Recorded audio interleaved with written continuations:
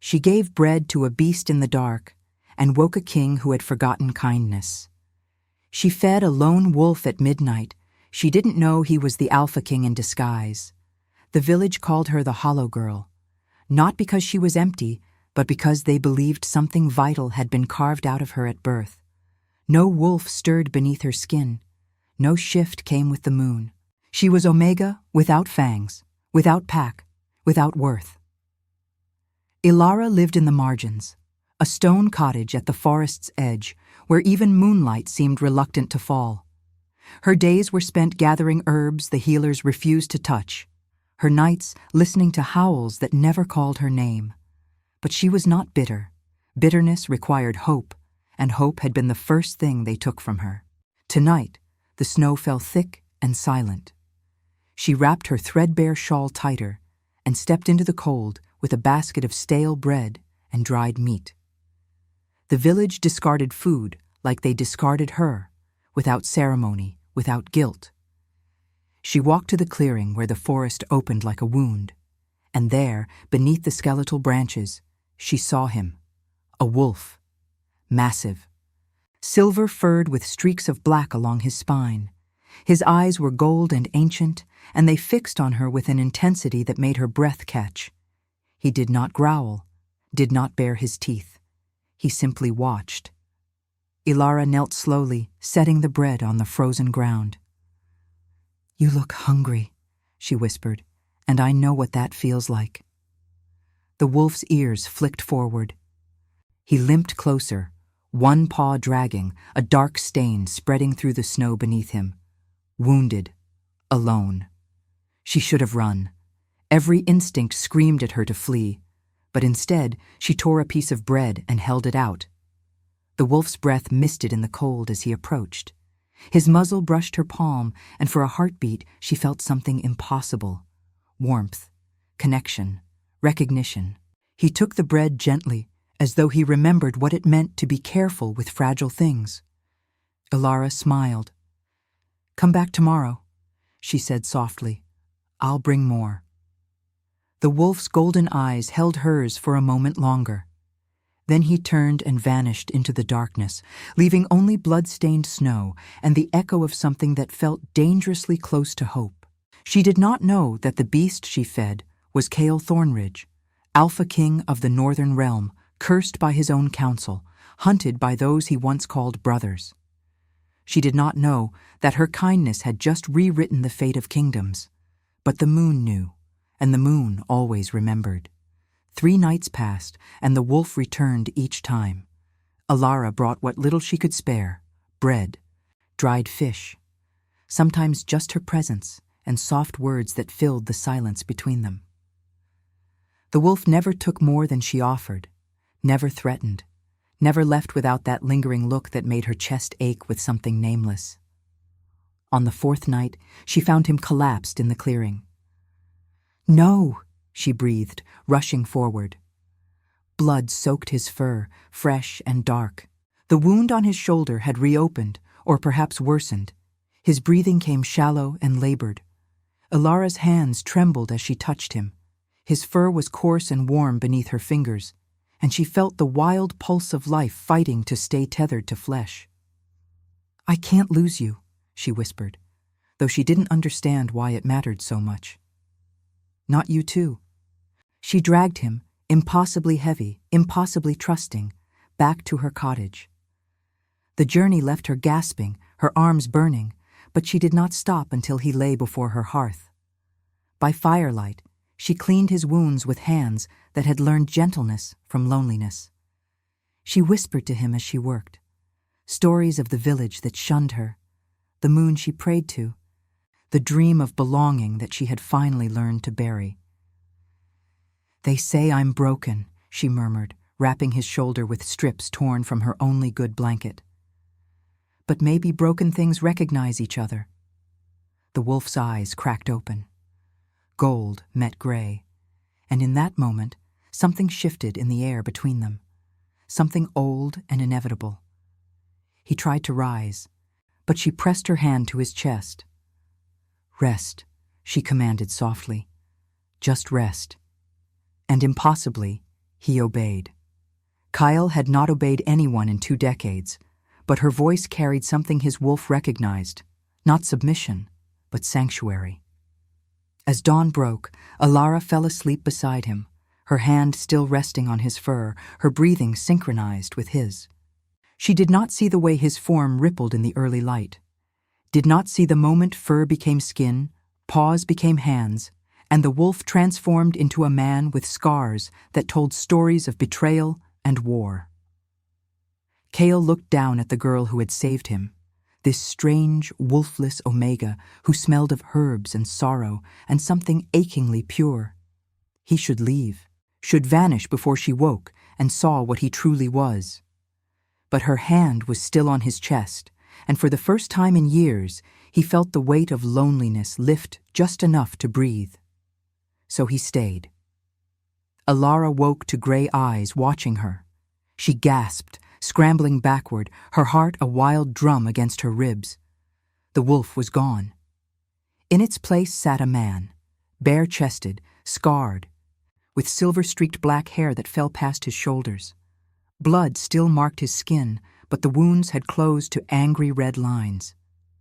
"Please," he said quietly, his voice rough from disuse. "Don't be afraid." "You're—" her words caught. "You were—" "The wolf?" "Yes." He did not move, did not approach. He sat with the stillness of someone accustomed to being feared. "My name is Kyle." Alara's mind spun. Shifters could not hold human form without a pack bond. Everyone knew this. It was law, nature, the order of things. "That's impossible," she whispered. "So is an Omega with no wolf showing mercy to a dying predator." His gaze held hers. Yet here we are.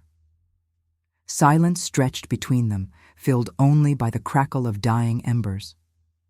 Finally, Alara stood, wrapping her shawl tighter. "You should go. If the village sees you here, they'll do what?" Kyle's voice carried an edge she hadn't heard before. "Cast you out again? Tell you you're worthless for the 1,000th time?" She flinched. "You don't know anything about me. I know you fed a stranger when you barely have enough for yourself. I know you risked your safety to drag a wounded wolf into your home. I know you're stronger than any of them will ever see."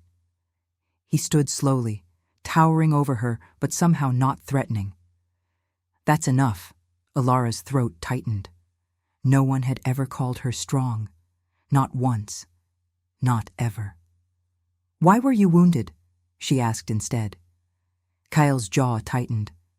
"Because I tried to save someone who didn't want saving. Because mercy is seen as weakness in my world. Because—" He stopped, shaking his head. "It doesn't matter now. It matters to me." Something flickered in his eyes, surprise perhaps, or something more fragile. Before he could answer, a howl split the morning, then another, closer, hunting howls. Kale's entire body went rigid. "They found me." "Who?" "The ones who want me dead."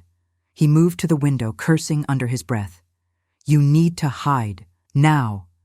This is my home. And if they find me here, it won't be any more." He turned to her, desperation breaking through his composure. "Please, Alara, go." But she didn't move. Instead, she grabbed a knife from the table, small, dull, useless against trained warriors, but hers nonetheless. "If they want you," she said quietly, "they go through me first." Kyle stared at her, as though she had just rewritten every truth he'd ever known. Outside, the howls grew closer. "And now, I invite you to leave a trace of your presence in the comments. Tell us where in the world you're watching from and the exact hour you hear this story. We wish to know how far these northern confessions travel, and at what moments of the night they find you." 5 wolves surrounded the cottage by the time the sun fully rose. Kyle stood at the door, human and weaponless, while Alara pressed herself against the wall with trembling hands gripping her inadequate blade. Through the warped glass, she saw them, massive, battle-scarred. With eyes that gleamed with purpose, the largest one shifted. A woman emerged, naked and unashamed, her body marked with ritual scars. She smiled, but it was the smile of predators who had already tasted victory. "Little King," she called. "Hiding behind a wolfless girl now? How far you've fallen." Kyle's voice was ice. "Leave her out of this, Riva." "But she's already in it. The moment she touched you, she became part of your curse." Riva's eyes slid to Alara. "Did he tell you what he is? What he's done?" Alara said nothing. Her pulse thundered in her ears. "He's the Alpha King of the Northern Realm," Riva continued, circling the cottage slowly. "Or he was, before he broke the oldest law, before he chose mercy over justice and let a traitor live. His own council cast him out for it, cursed him to walk alone until he learns what real strength means." Kale's fists clenched. "She killed her own children to gain power. I couldn't—" "You're weak," Riva spat the word, "and weakness in a king poisons the entire pack." Alara's mind reeled. Alpha King, cursed, mercy. The pieces fell together with horrible clarity. "So you hunt him," she said quietly. "You hunt him for choosing not to kill." Riva's smile sharpened. "We hunt him to restore order. The goddess demands balance, blood for blood, death for betrayal. He upset that balance, and now we correct it." "The goddess also teaches compassion." Alara's voice was steady despite her terror. "Or did your scars make you forget that?" The clearing went silent. The wolves growled low, hackles rising. Riva's expression darkened. "Careful, little Omega. You have no power here." "Maybe not." Alara stepped forward, positioning herself between Kyle and the door. "But this is my home, and you're not welcome in it." For a moment, no one moved. Then Riva laughed, a cold, cutting sound. "Brave," she acknowledged. "Stupid, but brave. Tell me, girl, do you know what happens to those who shelter the cursed?" "I know what happens to those who abandon the wounded," Alara replied. "They become exactly what they claim to hunt." Kyle grabbed her arm gently. "Alara, don't—" But something had awakened in her, something that had been sleeping beneath layers of shame and silence. She pulled away from him, stepping fully into the doorway. "If you want him," she said clearly, "you'll have to go through me first." The wolves tensed. Riva's eyes narrowed, and then, impossibly, the ground beneath Alara's feet began to glow. Soft silver light spread from where she stood, creeping across the snow like moonlight given form. Everyone froze. "What?" Riva's confidence cracked. "What is that?" Alara looked down at her hands. They were luminous, pulsing with light that felt ancient and alive. She didn't understand it, didn't know where it came from, but she knew with absolute certainty that it was hers. Kyle whispered behind her, voice filled with awe. "Moonborn." The wolves backed away. Even Riva retreated a step, eyes wide with something close to fear. "This isn't over," she hissed. Then she shifted and ran, her pack following in panicked silence. The light faded. Alara collapsed to her knees, gasping. Kyle caught her before she hit the ground. "Easy," he murmured. "Easy. You're safe." "What was that?" Her voice shook. "A gift," he said quietly. "One that hasn't been seen in 3 generations. You're a pathfinder, Alara. A bridge between the mortal and the divine." She looked up at him, understanding nothing except that everything had changed. "They'll come back," she whispered. "I know." His hand cupped her face gently. "But this time, we'll be ready." And in the distance, the moon watched, even in daylight, and approved. Kyle did not leave. Against every instinct, every rule, every shred of self-preservation, he stayed. He taught Alara to gather her strength, to recognize the pull of lunar energy that had always lived inside her, dormant and waiting. "You've been told you're broken," he said one evening as they sat by the fire. "But you're not. You're dormant. There's a difference." "What's the difference?" she asked. "Dormant things wake, broken things don't." She studied him in the firelight, this fallen king who spoke of hope while carrying the weight of exile. "Why did you spare her, the woman who killed her children?" Kyle was silent for a long time. Because she was already dead inside. Executing her would have been mercy. Letting her live meant she had to face what she'd done every morning for the rest of her existence. Death is escape. Life is consequence. They called you weak for that. They did. Do you regret it? He met her eyes. Every single day, but I'd make the same choice again. Alara understood then. He was not weak. He was unbending in ways that others mistook for fragility. "Teach me," she said suddenly. "Teach you what? How to fight, how to protect myself, how to—" She gestured helplessly. "How to be more than what they said I was." Kyle's expression softened.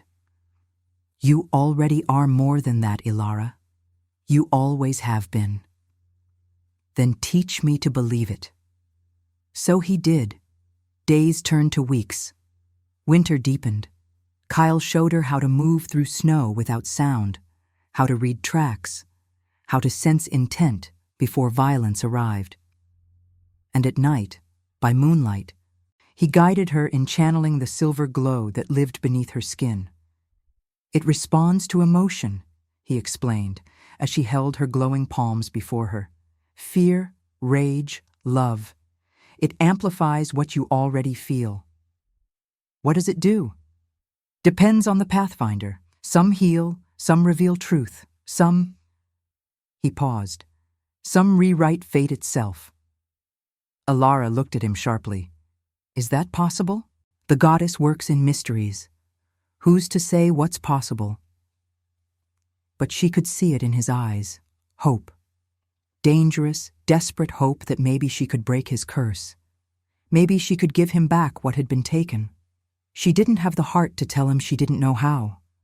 One night, as they stood in the clearing where they'd first met, Alara asked the question that had been building inside her. "Why did you keep coming back, before I knew you were human, when you were just the wolf?" Kale's jaw tightened. "Because you saw me. Not what I represented, not what I'd done. Just me. And I'd forgotten what that felt like." "I see you now," she whispered. He turned to her, and in his eyes was everything he couldn't say. Gratitude, longing, fear that this fragile thing between them would shatter the moment the world remembered they existed. "Alara," howls shattered the night. Not Riva's pack. Something else, something worse. Kyle went rigid. "No." "What is it?" "The Wild Hunt." His voice was hollow. "They've come to finish what the council started." Alara's blood turned to ice. The Wild Hunt were legend, ancient enforcers who served the goddess directly. They did not negotiate, did not show mercy. They erased mistakes from the world with absolute finality. "How do we stop them?" "We don't." Kyle looked at her with devastating clarity. "They don't stop until their target is dead. Then we run. Ilara, we run." She grabbed his arm. "I didn't save you just to watch you surrender now." Something broke in his expression. He pulled her close, resting his forehead against hers. "You're going to get yourself killed for me." "Maybe." She smiled through her terror. "But I'd rather die standing beside a fallen king than live kneeling before a false one." The howls grew closer. The hunt was coming. And this time, there would be no escape without sacrifice. The Wild Hunt arrived like winter's wrath given form. 12 wolves, each larger than any natural beast, their eyes glowing with cold, divine light. They moved in perfect synchronicity, and at their head stood a creature that was neither fully wolf nor fully human, something ancient and terrible that existed between worlds. The Huntmaster. "Kyle Thornridge," it spoke, voice echoing like stones grinding together. "Your exile is complete. Your judgment has come." Kyle stepped forward, placing himself between Alara and the hunt. "If you've come for me, take me, but leave her out of this." The Pathfinder chose her own fate when she sheltered the cursed. The Huntmaster's gaze fixed on Alara. She must answer for her defiance. No. Alara's voice rang clear. I claim sanctuary rights under lunar law. As Moonborn, I'm protected by the goddess herself. The Huntmaster tilted its massive head. You know the old laws. I know enough. Her hands began to glow, silver light pooling in her palms. And I know you cannot strike me without divine consequence. Tension crackled through the clearing. The hunt circled, but did not attack. Then we have an impasse, the Huntmaster said slowly. Unless? Unless what? Kyle demanded. The Pathfinder makes a choice. She may invoke the trial of mercy, present evidence of why the cursed deserves redemption. If she succeeds, the hunt withdraws. If she fails... The creature's teeth gleamed. Both of you die. Ilara's heart hammered. What kind of evidence? Truth. Memory. The weight of his soul laid bare. The Huntmaster's eyes gleamed. Are you willing to see everything he is, Pathfinder? Not just what he's shown you, but everything he's hidden? She looked at Kale. His expression was anguished, pleading. He didn't want her to see, didn't want her to know. But she had already made her choice. Yes, she said firmly. I invoke the trial of mercy. The Huntmaster nodded once. Then step forward and touch his heart. See what he truly is. Ilara moved to Kyle, placing her glowing hand over his chest. He flinched, but didn't pull away. And then the world shattered into memory. She saw everything. His coronation at 20, young and idealistic. The wars he fought to unite fractured packs, the enemies he made. The woman, the traitor, who murdered her own children in a ritual to steal power. The council demanding execution, his refusal. But she also saw why. The woman had been his closest friend once, had saved his life in battle, had stood beside him when everyone else fled. And when madness took her, when grief and dark magic twisted her into something monstrous, Kale couldn't forget the person she'd been. So he gave her mercy, imprisonment instead of death, a chance to heal, however slim. The council called it weakness, called him unfit, cursed him with isolation until he learned that mercy was a luxury kings could not afford. Ilara saw his loneliness, saw him wandering the wilderness for months, slowly losing himself, saw the moment he collapsed in her clearing, choosing death over continued exile. And she saw the moment she fed him. The way hope flickered in his chest like a dying ember catching flame. She pulled back, gasping. Tears streamed down her face. The Huntmaster watched impassively. You have seen. Now, judge. Ilara turned to face the hunt, her voice steady despite her tears. You call mercy a weakness. You call compassion a flaw. But I've seen his soul, and I know the truth. She stepped forward, light blazing brighter.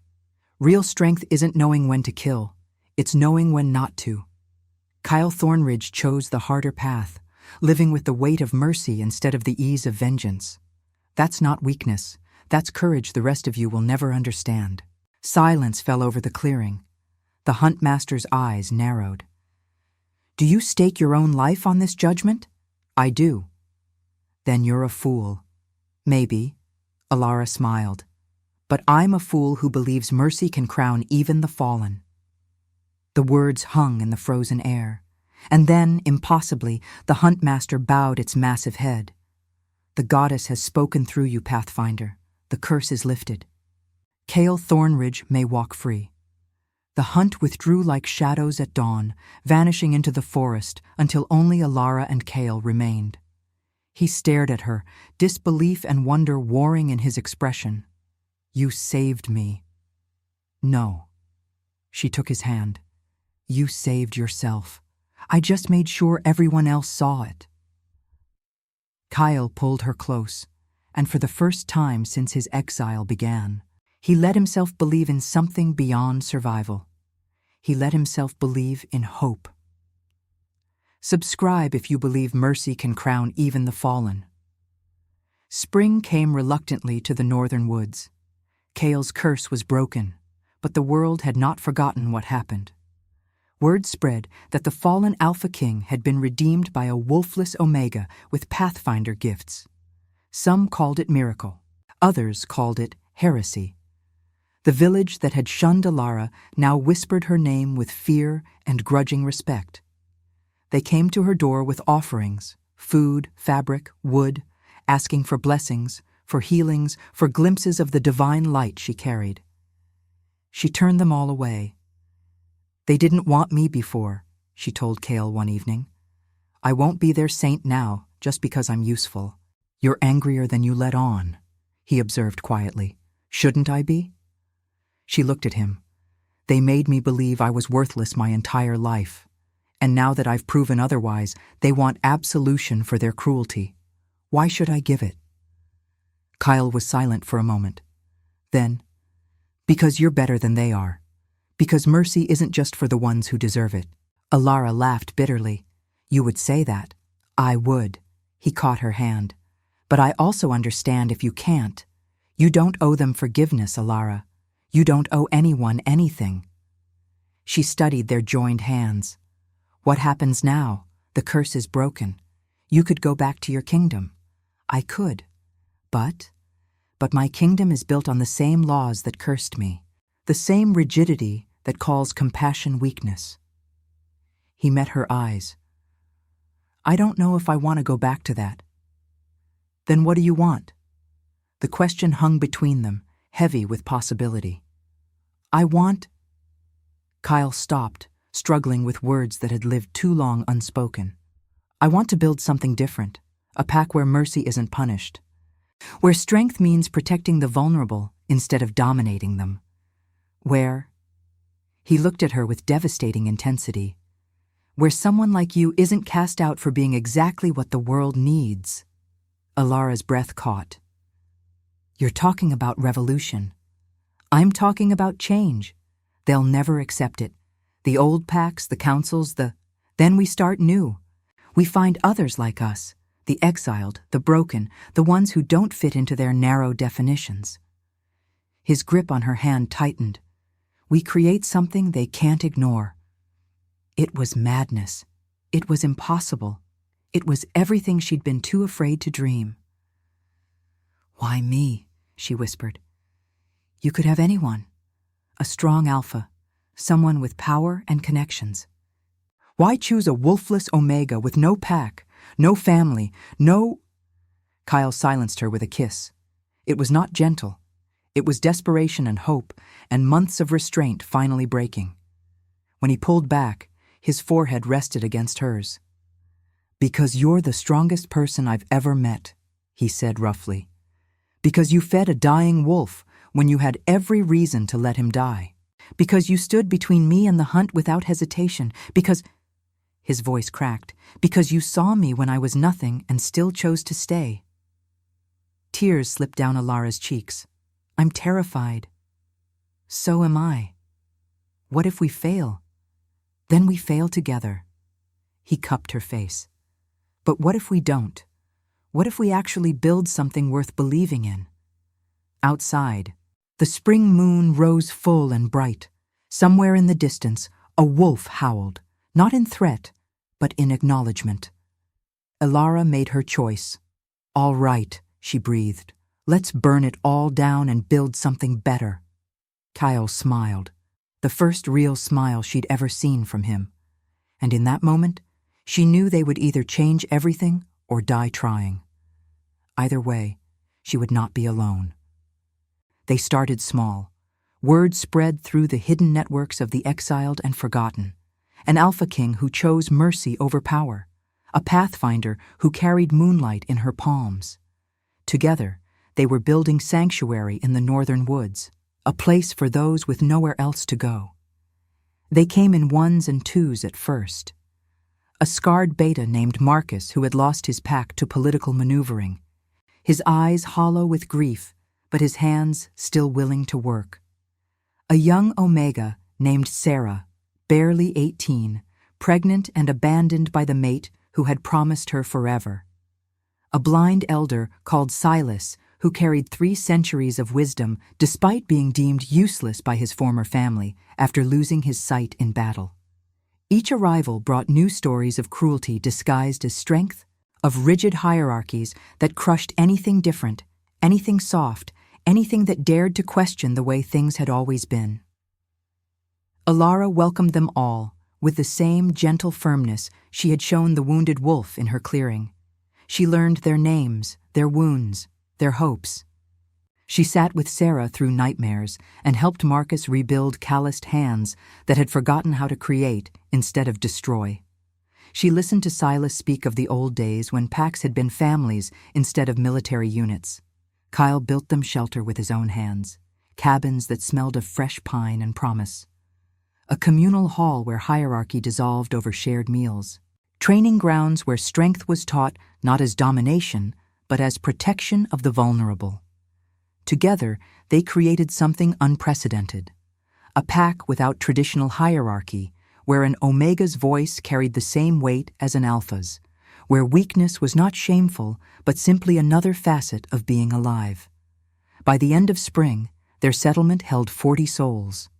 By summer's peak, 60. Each one a living refutation of everything the old councils believed about pack structure and natural order. But peace was never more than an illusion. 6 months after the hunt's departure, on a morning when autumn painted the forest in shades of dying fire, Riva returned. She came not with warriors, but alone. She shifted to human form at the edge of their settlement, hands raised in apparent surrender, her ritual scars stark against bare skin.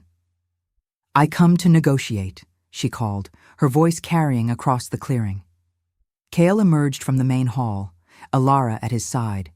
Around them, their people gathered, protective, wary, hands reaching for weapons they had hoped never to use. "You have nothing I want," Kyle said coldly. "Don't I?" Riva's smile was calculating, the expression of someone holding cards they believed unbeatable. "Your little experiment has caught attention, Kale. The old councils are afraid. They see what you're building here, and they recognize it for exactly what it is, a threat to everything they've spent centuries constructing." Alara felt ice settle in her stomach. "What do you mean?" "I mean they're gathering forces to wipe you out before this spreads like disease through the packs." Riva took a step closer, and several of their people growled low warnings. "They see every wolf who joins you as infection, every idea you plant as poison, and they're coming to cauterize the wound before it kills the patient." "How many?" Kale's voice was steady, but Alara felt his hand find hers, gripping tight. 8 packs, maybe more by the time they march. The Silverfang, the Iron Ridge, the Shadow Pine, all the old families united for the first time in decades. Riva's eyes gleamed with something that might have been satisfaction, or might have been genuine warning. "You can't fight them all, little king.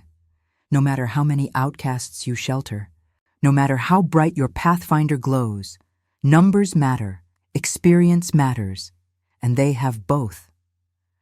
Kyle's jaw tightened. "Then why are you here? Come to gloat before the slaughter?" "I'm here because I'm offering you a choice." Riva stepped closer, and this time no one stopped her. "Surrender. Return to the old ways. Disband this. Whatever this is. Send these people back to proper packs, traditional ones where they belong. And the councils will show mercy. They'll let your people live. They'll find them homes, positions, places where they can survive under proper authority. Everyone gets to walk away, breathing." "Except our freedom," Alara said coldly, her hands beginning to warm with the familiar pull of lunar power. "Except our right to exist differently. Except everything that makes us who we are. Existence is a privilege, not a right, girl." Riva's tone hardened, losing its veneer of negotiation. "You defy nature itself with this place. Wolves need hierarchy, need structure, need to know their place in the order of things. Without it, We're no better than animals fighting over scraps. This, she gestured dismissively at their settlement. This is chaos pretending to be enlightenment. We are animals, Kale replied, his voice carrying the weight of months spent learning this truth. But we're also more than that. We're capable of choice, capable of deciding what kind of pack we want to be instead of accepting what we're told we must be. And I'm giving you one final choice. Riva's patience was visibly thinning, her muscles tensing as though preparing for violence. Surrender and live as subordinates, or fight and die as rebels. Those are your only options. The councils march in 3 days. Make your decision before they make it for you. Elara felt the familiar warmth building in her palms, silver light beginning to leak through her fingers like captured moonlight. There's a third option, which is, we fight, and we win. Riva laughed, a sharp, bitter sound that echoed off the surrounding trees. You're outnumbered 10-1. Your people are broken cast-offs, not warriors. Half of them can't even shift properly. You have 1 pathfinder and 1 exiled king against 8 packs of trained fighters who have been honing their skills for war since before you were born. This isn't bravery, girl. It's suicide. Numbers aren't everything. Elara stepped forward, silver light now glowing visibly around her hands, crawling up her arms like living fire. Behind her, she felt her people drawing closer, not in fear, but in solidarity. You want to know what I learned about Pathfinder gifts since the hunt? They don't just heal or reveal truth. They amplify what already exists. They magnify the bonds between people, strengthen what's already there, and what exists here. She gestured to their settlement, where her people watched with fierce loyalty burning in their eyes. Is something worth dying for. More importantly, it's something worth living for, worth fighting for, worth protecting with everything we have. The light spread from her hands to the ground, creating a circle of silver radiance that encompassed her entire settlement. One by one, her people began to glow faintly, not as bright as her, but enough to show they were connected, bound by something deeper than pack hierarchy or traditional bonds. Riva's expression flickered with genuine uncertainty for the first time. She took a step back, her confidence cracking. You're bluffing. This is theater. Try me. Elara's voice was soft but absolute. Bring your 8 packs. Bring your trained warriors and your old laws and your absolute certainty that your way is the only way. We'll be waiting. And when it's over, the world will know that mercy isn't weakness and compassion isn't capitulation. They'll know that there's another way to be pack, another way to be strong. For a long moment, no one moved. The silver light pulsed around Elara like a heartbeat, steady and sure. Then Riva shifted abruptly, her human form collapsing into wolf, and she vanished into the trees without another word. The light faded slowly. Elara's knees buckled, but Kyle caught her before she could fall. That was reckless, he murmured against her hair, but there was pride in his voice, alongside the concern. That was necessary. She straightened, looking around at their people.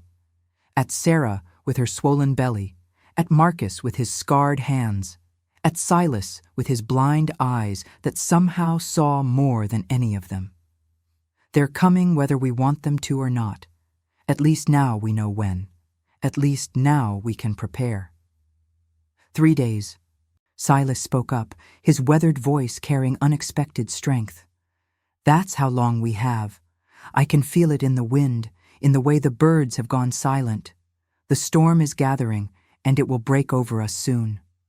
Kyle's jaw tightened. He looked at Elara, and in his eyes she saw the same question she'd been asking herself. How do you protect people who have already lost everything? How do you fight for those who can barely fight for themselves? But she also saw determination, saw the same fierce protectiveness that had made him spare a traitor, that had made him choose exile over executing someone he had once called friend. Then we prepare for war, Kyle announced to the gathered crowd. Every able body learns to fight. Every den gets fortified. Every advantage we can create, we create. We may be outnumbered, but we know this land. We know what we're fighting for. And we have something they don't. What's that?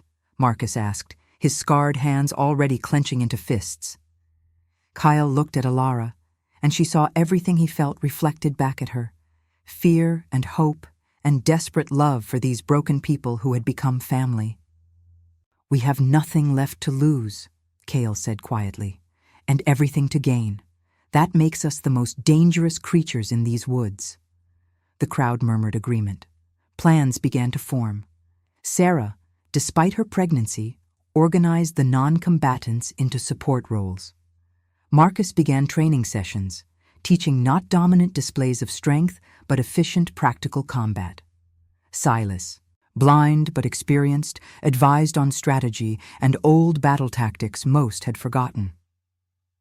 That night, as they stood on the hillside overlooking their home, watching their people work through the darkness with determined purpose, Alara spoke the fear they'd both been carrying. What if we can't protect them, Aunt? What if mercy and compassion and all these beautiful ideals aren't enough when the blood starts flowing? Kale was quiet for a long time, his arms solid around her waist.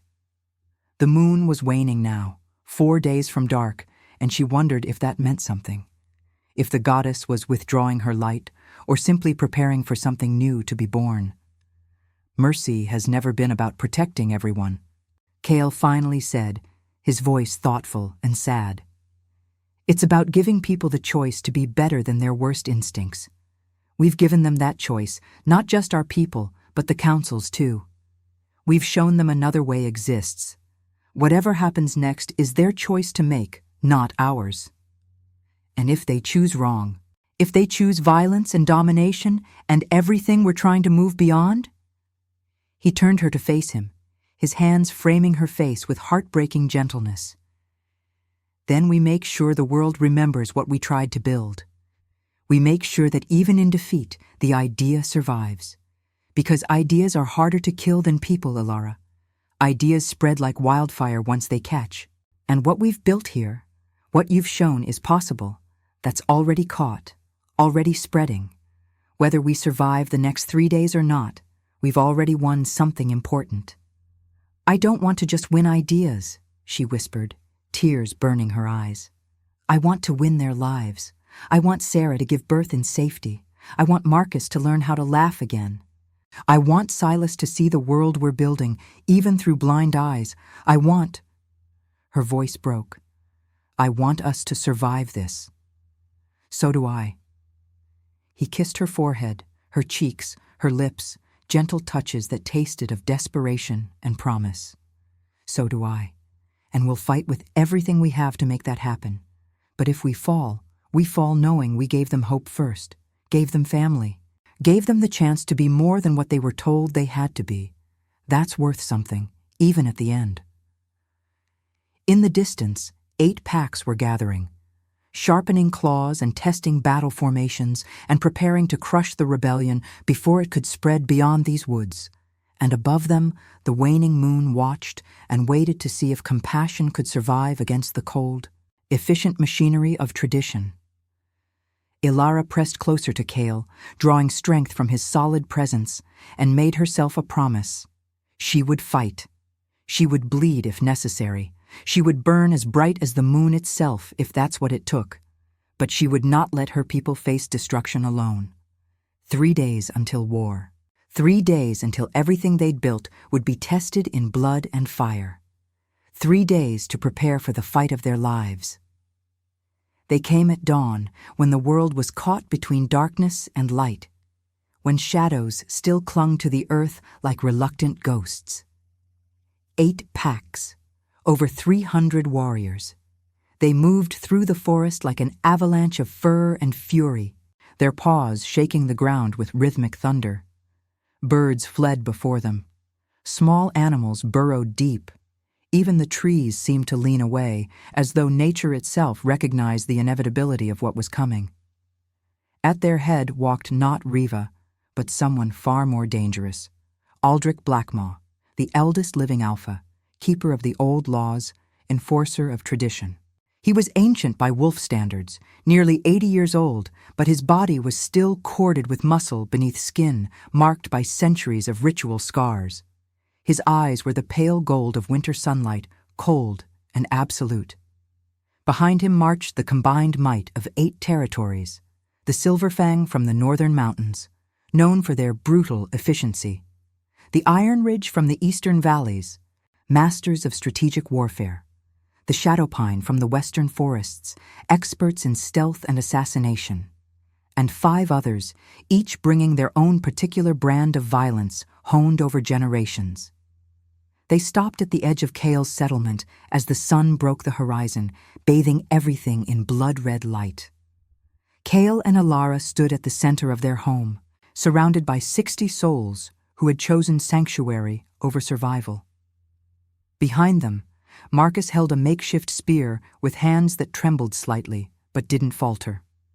Sarah stood with other non-combatants, one hand on her swollen belly, the other gripping a knife she prayed she wouldn't have to use. Silas stood at the front despite his blindness, his weathered face calm and resolute. They were outnumbered 5-1. They had makeshift weapons against trained warriors. They had hope against centuries of precedent. It should have been a massacre before it began.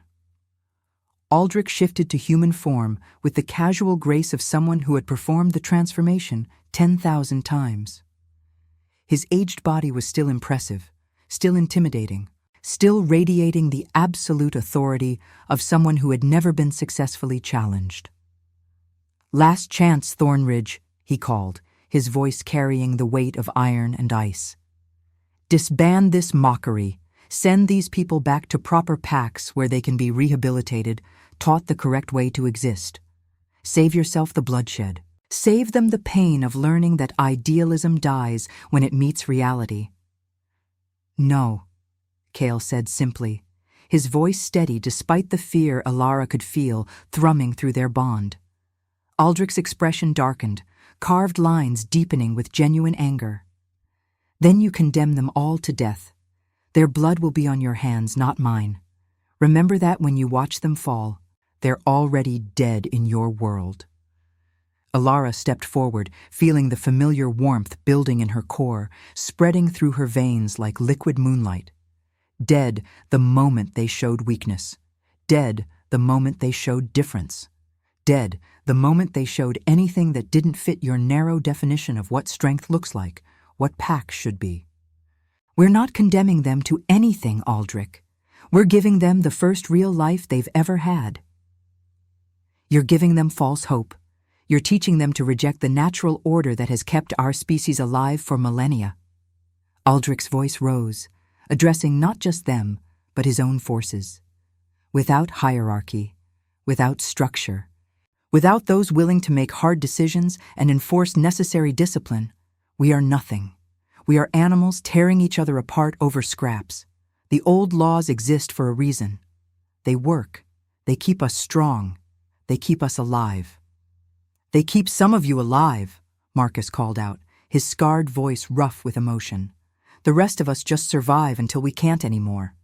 Until we're used up and thrown away because we weren't strong enough, weren't useful enough, weren't whatever enough you decided we needed to be." "That is nature," Aldrich shot back. "The strong survive, the weak perish. That is the way of all living things." "But we're not just living things," Alara said, her hands beginning to glow now, silver light leaking through her fingers. "We're conscious. We're capable of choice. We can decide to be better than our base instincts, to build something more than just survival. That's what separates us from true animals, the ability to choose compassion even when cruelty would be easier." "Compassion is a luxury," Aldrich snarled, "one we cannot afford." "Then you've already lost," Kyle said quietly. "Because a life without compassion isn't worth living. It's just existing, just enduring, just waiting to die. And I'm done existing, Aldrich. I'm done enduring. I choose to live. We all do." Aldrich raised his hand, and behind him 300 warriors tensed like drawn bowstrings ready to release. Then you choose death, all of you. I'll give you one final moment to reconsider. Send the young and the pregnant away. Let them live. The rest of you can die for your principles if you're that committed to foolishness. Alara looked back at her people. At Sarah, who shook her head firmly despite her fear. At Marcus, who gripped his spear tighter.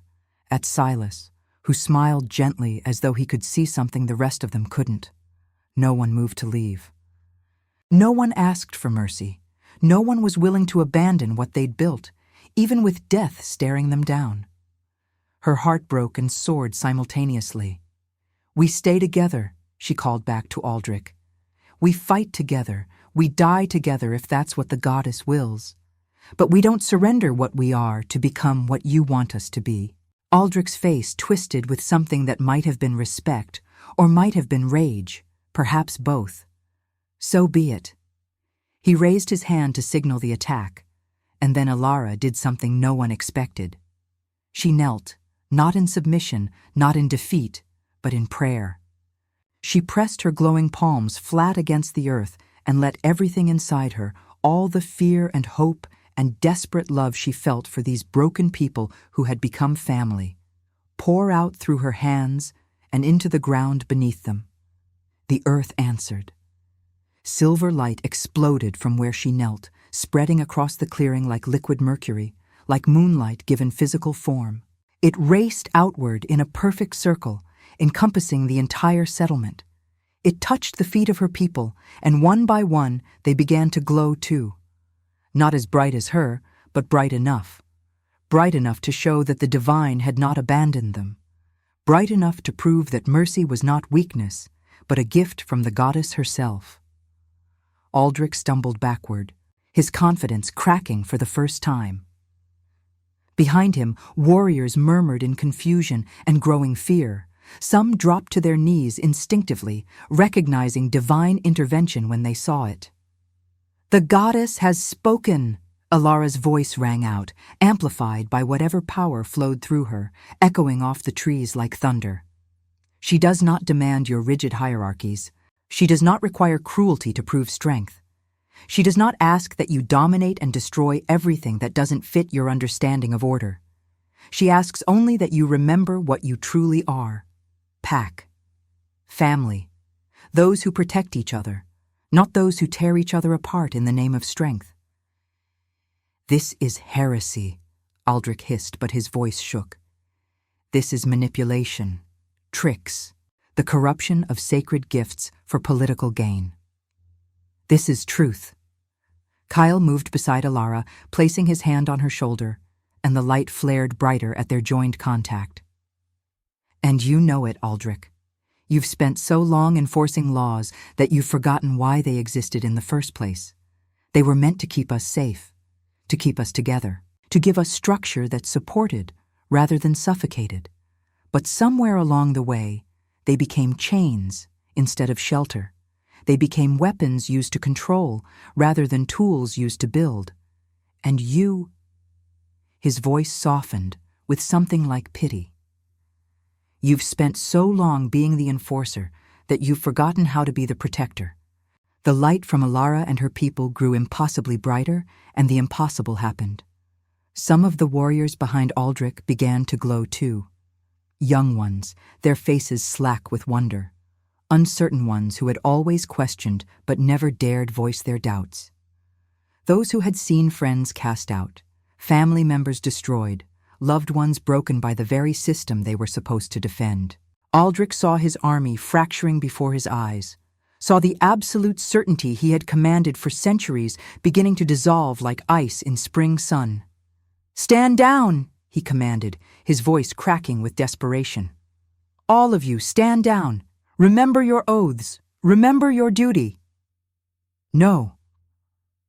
A young female warrior stepped forward from the Silverfang ranks, light flickering uncertainly around her hands like newborn flames. Her voice shook, but didn't break. "I'm tired, Aldrich. I'm tired of pretending strength means cruelty. I'm tired of watching good people destroyed for being different, for being soft, for daring to question. I'm tired of the nightmares about all the people we've hurt in the name of maintaining order. Another stepped forward, then another. Within minutes, nearly half of Aldrich's force had defected, moving to stand between him and Kale's sanctuary.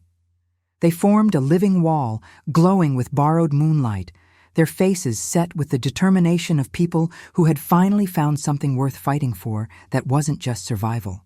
The old Alpha's face twisted with rage and desperation, and something that might have been heartbreak. Traitors. All of you. Weak, corrupted traitors who have forgotten everything that made us strong.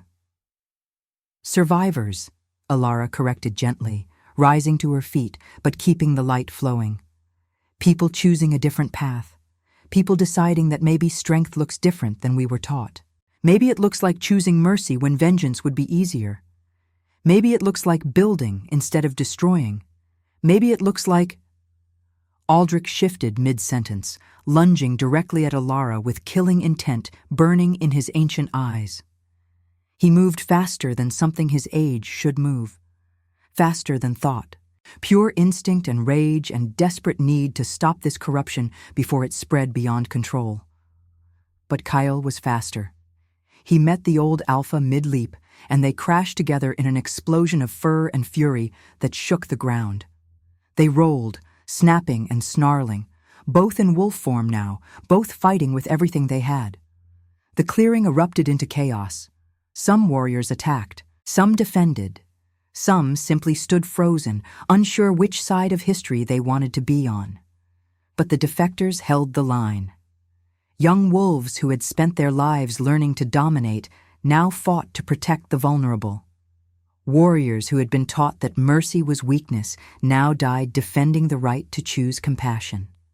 The battle was brutal and bloody and nothing like the clean, strategic warfare they had all been trained for. This was messy. This was desperate. This was personal. At the center of it all, Kale and Aldrich fought like gods of old, neither willing to yield, both knowing that whoever fell would take their entire philosophy down with them. Aldrich was experienced. He had fought in wars before Kale was born. He knew every trick, every counter, every way to turn an opponent's strength against them. But Kale fought with something Aldrich had forgotten, existed. Hope. He fought with the strength of someone who finally had something worth protecting beyond duty or law or tradition. He fought for Alara, for Sarah's unborn child, for Marcus's scarred hands and Silas's blind wisdom. He fought for every broken soul who had found sanctuary in their home. He fought for the possibility that maybe, just maybe, the world could be better than what they'd inherited. That made all the difference. Within minutes, though it felt like hours, Aldrich lay pinned beneath Kale's jaws, throat exposed, breathing labored. Around them, the battle had stilled.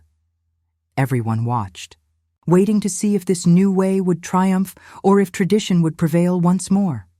One bite. That's all it would take.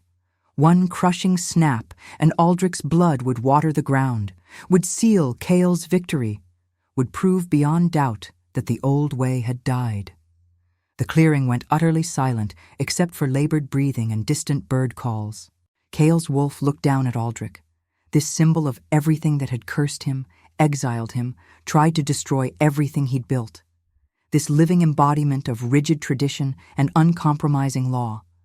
This man who had spent 80 years enforcing a system that crushed as many as it protected. One bite. That's all it would take. And then he stepped back, shifted to human form.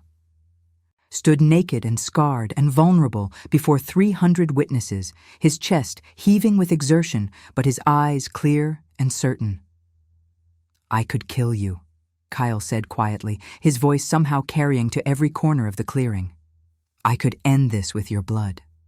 I could prove my strength the way you've always taught it should be proven. With death, with dominance, with absolute victory over a fallen enemy. That would be simple. That would be clean.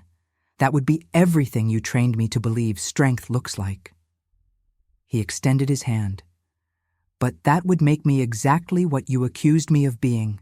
Someone who uses death as the easy solution when life gets complicated. So I'm offering you a choice instead.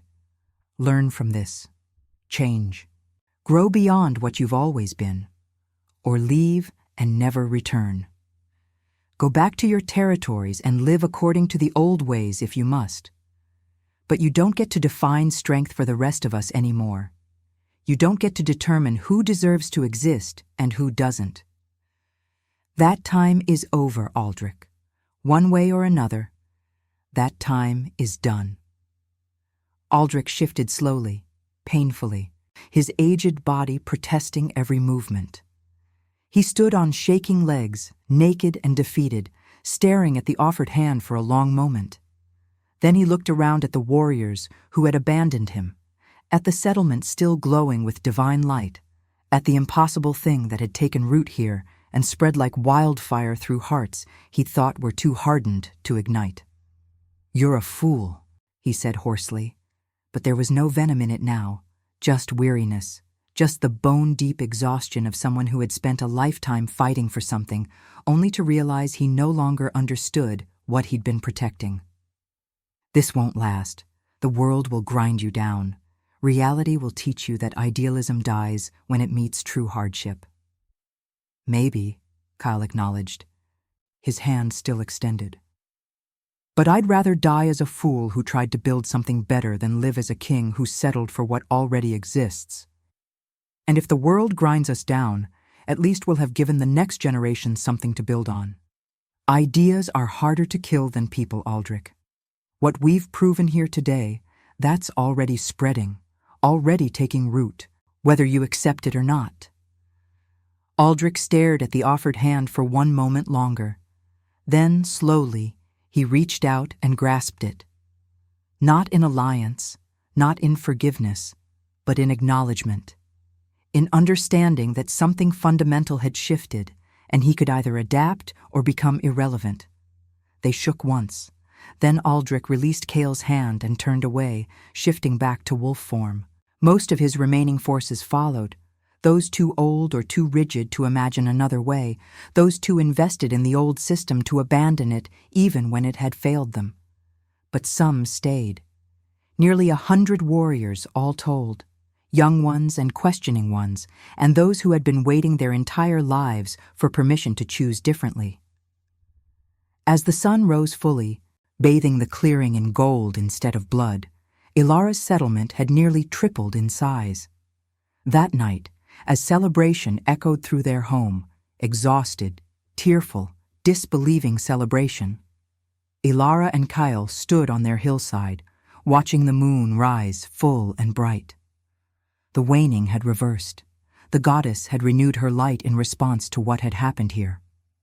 "We did it," Ilara whispered, her voice hoarse from crying and shouting and using power that had drained her to the core.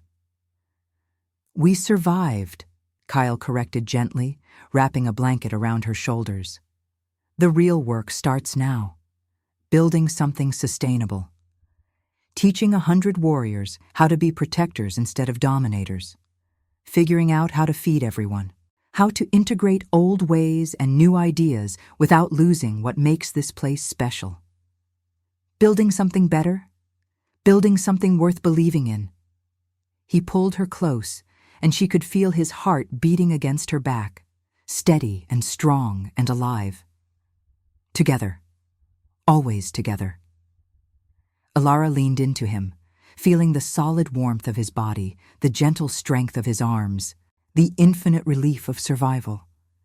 They were scarred, exhausted, and facing an uncertain future filled with challenges they could barely imagine. But they were not alone.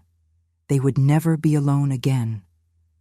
In the settlement below, wolves of all ranks mingled freely, breaking every rule of hierarchy that had governed pack life for millennia. A former council Beta helped Sarah prepare for childbirth. Marcus taught young warriors how to build instead of destroy. Silas sat with a circle of elders and youngsters alike, sharing stories of what pack used to mean before it became weaponized. And everywhere there was laughter, the sound of people remembering what it meant to belong without having to earn that belonging through dominance or submission. High above, the full moon smiled down on them, bright and approving, because this was the truth she had always known, the truth that had been forgotten in centuries of rigid tradition. Real strength was not domination. It was the courage to choose mercy when vengeance would be easier, to build when destruction was simpler, to love when hate was safer, to hope when despair was more logical. And in that small settlement in the northern woods, that ancient truth had finally taken root again. Elara looked up at Kyle, this fallen king who had become something far greater than royalty, something more essential than any crown or title could convey. "I love you," she said simply, the words feeling both enormous and insufficient. Kyle's breath caught, his arms tightened around her. Then he smiled, that rare, genuine smile that transformed his entire face, that made him look young again despite the weight he carried. "I love you too." He kissed her forehead, her temple, the corner of her mouth. "My pathfinder, my redemption, my home, the reason I remember what it means to hope for something beyond survival." And in that moment, under the blessing of the moon, they both served. With their people safe below and the future uncertain but finally theirs to shape, they knew their story was just beginning. The war might come again. Tradition might fight back with renewed fury once Aldrich's defeat became widely known. Other councils might see what they'd built as existential threat rather than hopeful alternative. But they had proven something that could never be unproven. Something that would ripple outward through packlands like stones dropped in still water. Mercy could crown even the fallen. Compassion could build kingdoms stronger than fear ever managed. And love, real, defiant, consciously chosen love, could rewrite the very laws that governed their nature. They had fed a wolf at midnight and awakened a revolution. They had stood against overwhelming force and emerged not through violence, but through the radical act of choosing another way. They had shown that being broken didn't mean being worthless, that being different didn't mean being wrong, that being vulnerable didn't mean being weak. And the world, slowly, reluctantly, but inevitably, would never be quite the same. "What happens now?" Elara asked softly, watching their people below, marveling at the impossible thing they'd somehow survived. "Now?" Kyle considered. "Now we live, we build, we make mistakes and learn from them. We figure out how to turn ideals into sustainable reality. We raise Sarah's child and Marcus's confidence and 100 other souls who came here looking for something better. We prove that this wasn't just a beautiful moment, but the beginning of something that can last. That's a lot of work. It is. Think we're up for it?" He turned her to face him, cupping her face with hands that were gentle despite their strength. "I think we're exactly what this moment needs. A wolfless Omega who carries divine light and a fallen king who learned that mercy is the hardest kind of strength. Together, we're exactly what the world needs right now, even if it doesn't know it yet." Elara smiled, standing on her toes to kiss him properly, deep and slow and full of everything she felt but couldn't articulate. When they finally pulled apart, breathless and grinning, she rested her forehead against his. "Then let's get to work, building something beautiful."